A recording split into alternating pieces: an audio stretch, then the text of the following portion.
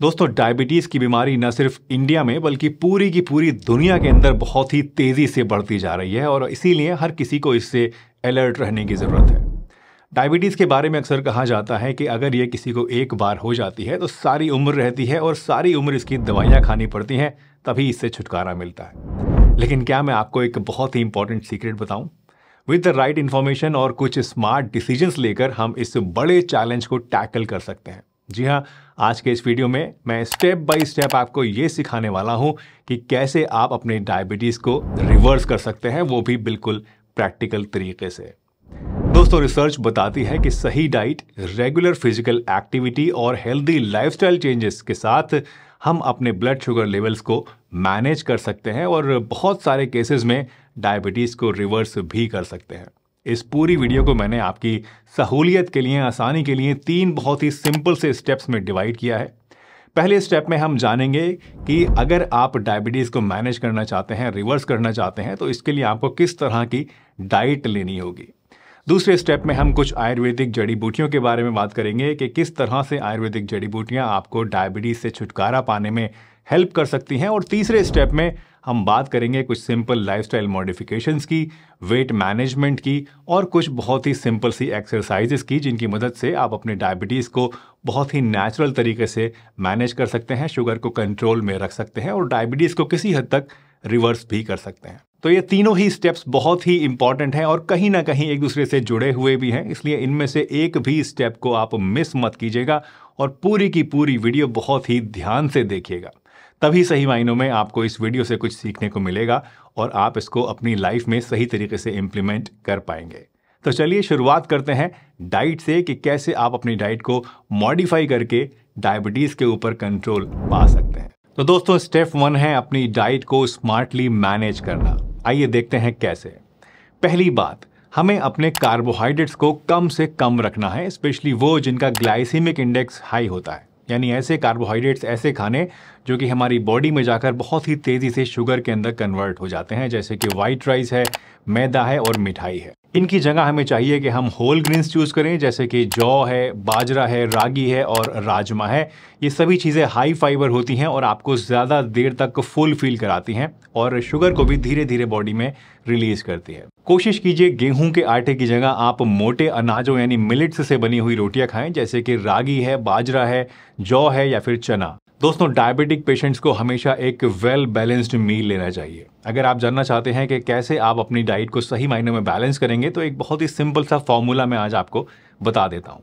आप क्या कीजिए, आप अपनी थाली का आधा हिस्सा जो है वो सब्जियों को दीजिए, 1/4 हिस्सा आप दीजिए प्रोटीन को, जैसे कि दाल आप ले सकते हैं या फिर कोई लीन प्रोटीन, मीट वगैरह आप ले सकते हैं। इसके अलावा जो लास्ट आपका 1/4 हिस्सा बचता है वो आप दीजिए हाई फाइबर वाले ग्रेन्स को, जैसे कि ब्राउन राइस है या फिर होल व्हीट। ये एक आइडियल प्रोपोर्शन है जो आपके खाने को हमेशा बैलेंस्ड में रखेगा और इससे आपको डायबिटीज़ कंट्रोल करने में काफ़ी ज़्यादा मदद मिलेगी। साथ ही मेक श्योर कीजिए कि आप रोज़ाना के खाने में कम से कम 1 टाइम चना, साबुत मूंग दाल और एप्पल ज़रूर खाएं, क्योंकि ये तीनों ही चीज़ें शुगर को कंट्रोल करने में आपकी काफ़ी ज़्यादा मदद करेंगी। और हाँ, जब हम बाहर खाना खाने जाते हैं तब भी कुछ स्मार्ट चॉइसेस करना बहुत इंपॉर्टेंट है। मसलन कि अगर आप कहीं रेस्टोरेंट में जाते हैं तो फ्राइड स्नैक्स की जगह आप ग्रिल्ड पनीर टिक्का चूज़ कर सकते हैं और स्वीट्स के बदले आप फ्रेश फ्रूट्स खा सकते हैं। एक और बहुत इंपॉर्टेंट चीज़ जो हम सभी लोग रोज़ाना खाते हैं दोस्तों, वो है कुकिंग ऑयल, यानी खाना बनाने वाला तेल। कुकिंग ऑयल हर एक चीज़ में यूज़ होता है और हम इसे दिन में 1 बार नहीं, 2 बार नहीं बल्कि कई बार खाते हैं। बावजूद इसके अक्सर इसके ऊपर किसी का भी ध्यान नहीं जाता है, खास करके डायबिटीज़ के केस में। कुकिंग में हमेशा रिफाइंड ऑयल की जगह आप कोल्ड प्रेस्ड ऑयल्स यूज़ कीजिए, जैसे कि ऑलिव ऑयल, सनफ्लावर ऑयल या फिर mustard oil. In cold pressed oils को हम कच्ची घानी तेल भी कहते हैं।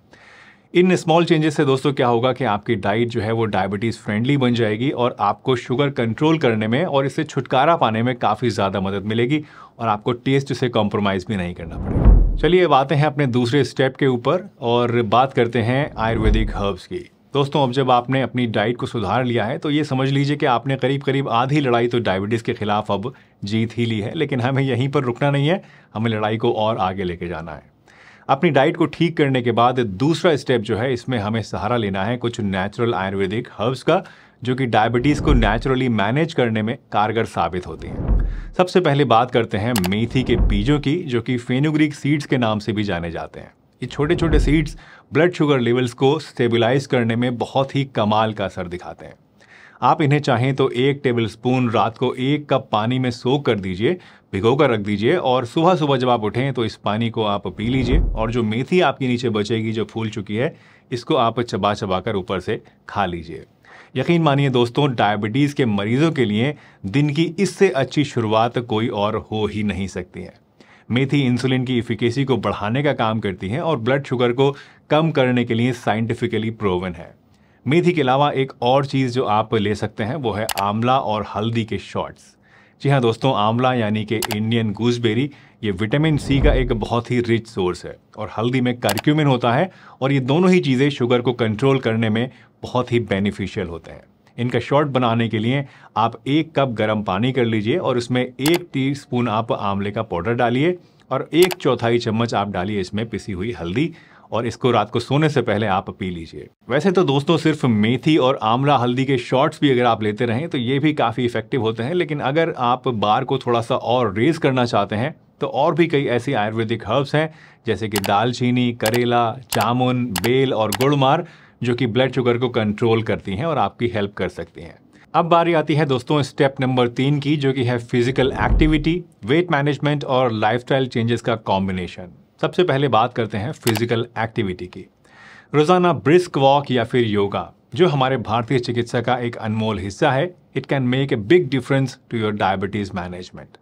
आप चाहें तो डांस क्लासेस ज्वाइन कर सकते हैं या फिर घर पर ही कोई अच्छी सी आसान सी एक्सरसाइज भी आप कर सकते हैं। पॉइंट ये है कि हर रोज कम से कम आधा घंटा कुछ ना कुछ फिजिकल एक्टिविटी जरूर होनी चाहिए।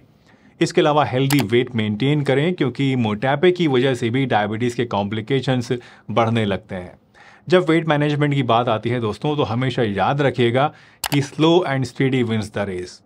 रातों रात वजन घटाने वाली स्कीम्स से आप हमेशा दूर रहिए और क्रैश डाइट्स की जगह ट्राई कीजिए बैलेंस्ड डाइट और रेगुलर एक्सरसाइज का कॉम्बिनेशन। और हाँ, पोर्शन कंट्रोल भी बहुत ज़रूरी है, इसकी तरफ भी ज़रूर ध्यान दें। वेट मेंटेन करने के साथ साथ स्ट्रेस से भी आप दूर रहिए और 7 से 8 घंटे की बढ़िया वाली नींद भी ज़रूर पूरी कीजिए।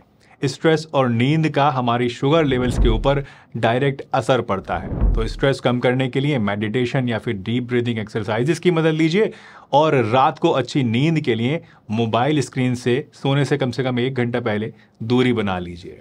इन सब एलिमेंट्स को मिलाकर जब हम अपने डेली रूटीन में अप्लाई करते हैं तो हम अपने डायबिटीज़ को नेचुरली मैनेज करने की डायरेक्शन में आगे बढ़ने लगते हैं। और ये सब पॉसिबल है दोस्तों हमारे अपने घर में ही, अपनी डेली लाइफ में ही छोटे छोटे से सिर्फ चेंजेस को लाकर। दोस्तों हमेशा याद रखिए डायबिटीज़ एक लाइफस्टाइल डिसऑर्डर है और इसीलिए जब तक अपनी लाइफस्टाइल को सही नहीं किया जाएगा, सुधारा नहीं जाएगा, तब तक इससे छुटकारा मिलना नामुमकिन है। तो चलिए इन सभी स्टेप्स को आज ही से हम लोग इम्प्लीमेंट करना शुरू करते हैं और देखते हैं कि कैसे हमारी लाइफ इससे ट्रांसफॉर्म होती है। वैसे अगर आपको ये वीडियो हेल्पफुल लगी है तो इसके बाद ये वाली वीडियो भी ज़रूर देखिए। इसमें मैंने आपको सदा स्वस्थ रहने के लिए 16 सबसे ज़रूरी नियमों के बारे में बताया है जो आपके लिए जानना बेहद ज़रूरी है, ख़ासतौर से अगर आप डायबिटिक हैं तो। चलिए इसी के साथ मुझे दीजिए इजाज़त, मैं आपसे फिर मिलूंगा। तब तक के लिए हंसते रहिए, मुस्कुराते रहिए, रोज़ कुछ ना कुछ नया सीखते रहिए ताकि आप रह सकें हेल्दी हमेशा।